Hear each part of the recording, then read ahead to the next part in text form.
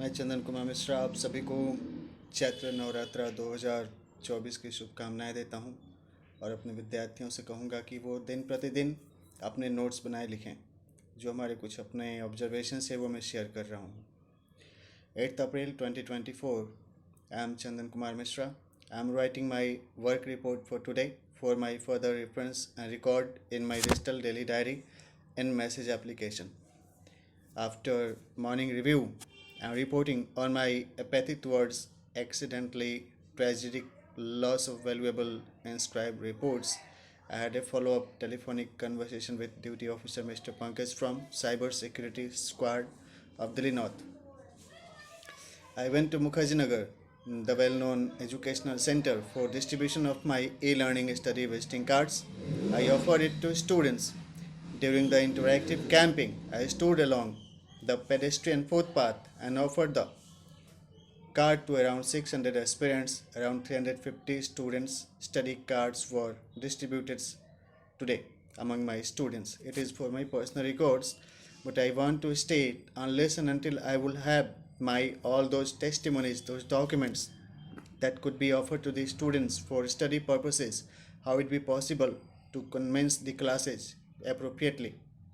Hence, I again request the unknown theft to return back all my still data so that I would be able to use it for this study purposes. There were more footfall of students today with respect to the earlier day. Genuine support of security forces assures safe mobility, studies, and a stay of aspirants visiting the place from different parts of India. I have noticed a special cognitive pattern of brain. It is not easy to remember faces of people. During unscheduled community interaction, we rarely even ask the name of the person to whom we interact for first time. They remain stranger until the scheduled enrollment based introduction session are organized.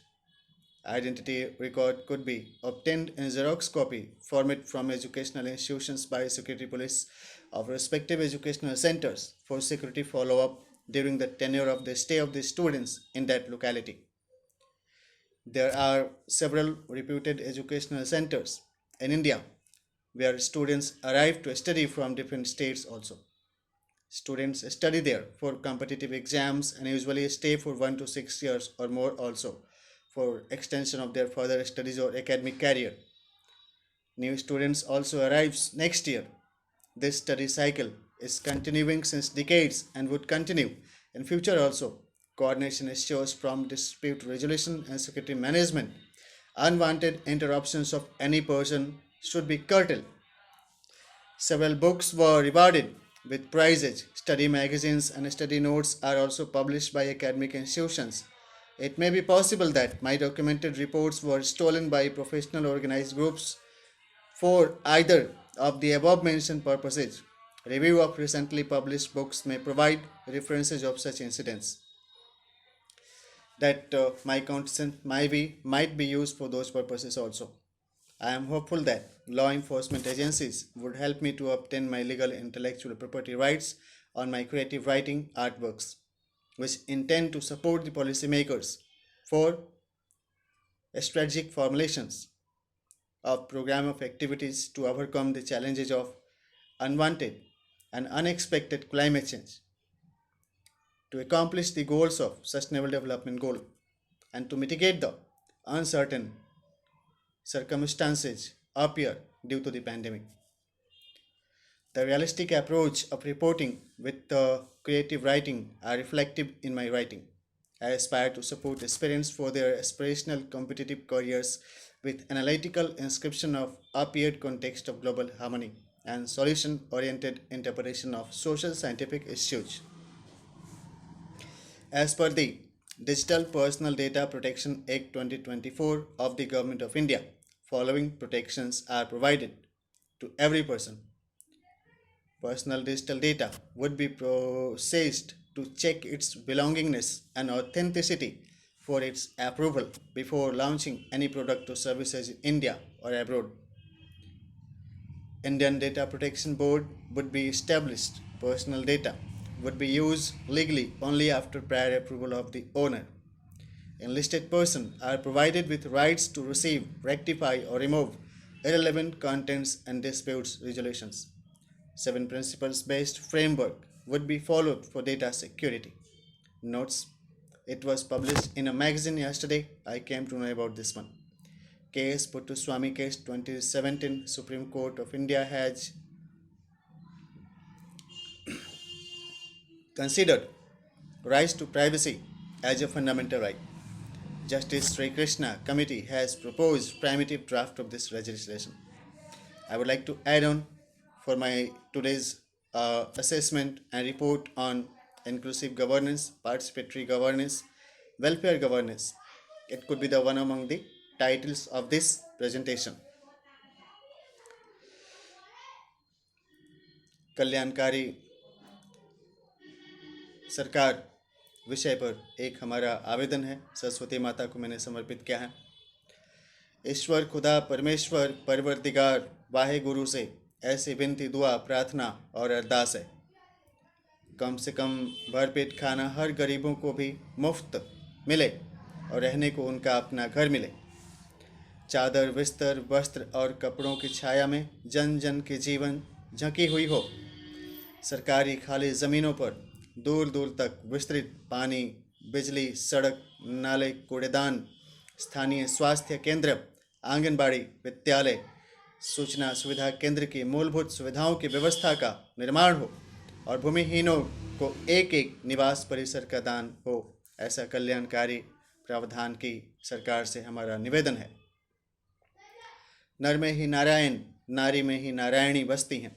दरिद्र नारायण का कल्याण हो। कष्ट कितनी, किन्हें, क्यों, किससे, कब से और क्यों है? क्या उनके कष्टों को कम करने, उनके कायाकल्प और उत्थान करने वाला समाधान है? तो क्या और कहाँ से उन्हें वो प्राप्त होगी, इसकी उन्हें जानकारी और पहुँच सुनिश्चित की जाए। खास है कौन? हम सब मिलकर कहें कि हम सब आम साधारण कमज़ोर इंसान हैं। हम सबको सुरक्षा और सरकारी संरक्षण की आवश्यकता है हमारे अपने जीवन यापन के लिए। क्या कोई काबू वाला दबंग टाइप का किसी को कर्ज की जाल में फंसाता है? कौन किसकी उपहास कर कह कहे लगाकर अट्ठास की हंसी हंसता है, जो उसके अहंकार और अभिमान को झलकाता है? क्या ऐसे लोगों को आप प्रोत्साहित करेंगे? क्यों नहीं उनका बहिष्कार करते? क्यों नहीं उनके इस निरंकुश व्यवहार पे आप अंकुश लगाते हैं? कौन किसका और क्यों खून बहाता है?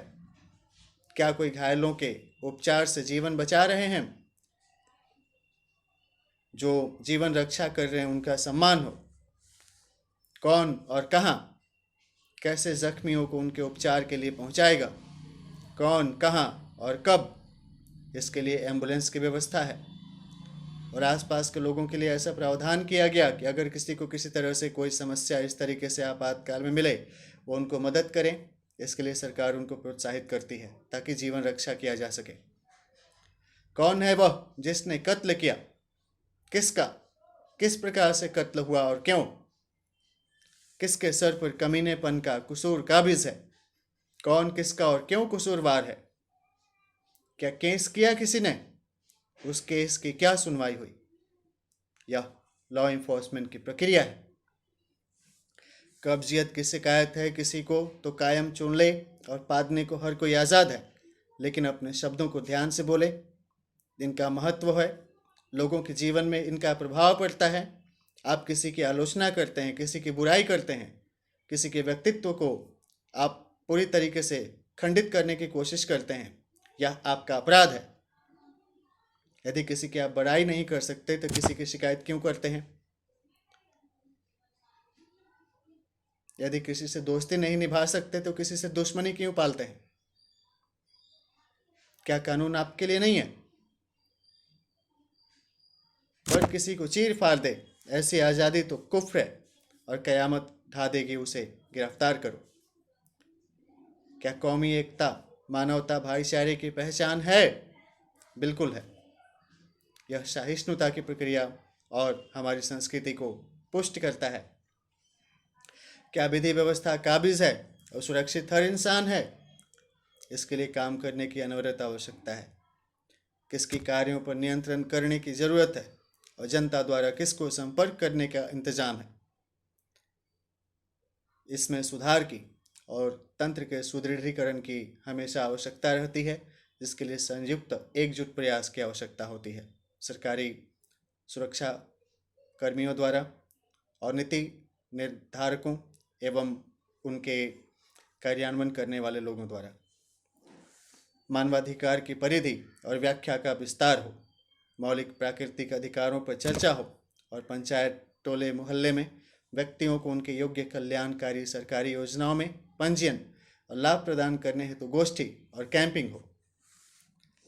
तत्काल प्रभाव से जनसंख्या जनगणना और सभी लोगों को उनके निवास स्थान पर सरकारी पदाधिकारी या उनके द्वारा प्रतिनियुक्त प्रतिनिधियों द्वारा वार्षिक खाद्य सुरक्षा की सहायता पैकेज उपलब्ध कराई जानी चाहिए। यह कल्याणकारी लोकतांत्रिक प्रजातंत्र की वैश्विक साख को मजबूत करेगी। ऐसे ही अन्य अधिकारियों की भी योजनाओं और सुझावों को स्वीकार करते हुए उनके द्वारा प्रस्तुत समाधान के कार्यक्रमों को भी अंगीकृत करते हुए सहभागी सरकार तंत्र सदैव कार्यरत रहे, ऐसी भगवती सरस्वती से प्रार्थना है। निश्चित अंतराल पर अधिकारियों और कर्मचारियों को 8 घंटे के काम के बाद रोजाना अवकाश और विश्राम मिले। यदि तिगुनी नियुक्ति हो तो 3 शिफ्ट में उस काम को शिफ्ट रोटेशन के आधार पर नियंत्रण करते रहें। अरबों की आबादी को रोजाना सेवा और सुरक्षा देना बहुत मुश्किल काम है, तो अधिक लोगों की नियुक्ति की औपचारिकता स्वाभाविक नीति निर्माण और नियमन के अनुसार अनवरत चलती रहे। परमेश्वर से ऐसी स्तुति प्रार्थना अर्चना वंदना निवेदन आवेदन और संप्रेषण है कि हर मानवों को उनकी कृपा दृष्टि का ज्ञान और उत्थान शांति समृद्धि सुपोषण स्वास्थ्य प्रसन्नता और प्रेम पूर्ण सहयोगी जिज्ञासु शांतिपूर्ण समाज में रहने का वरदान मिले। सब मिलकर बोलें सरस्वती माता की जय। ओम नमः शिवाय।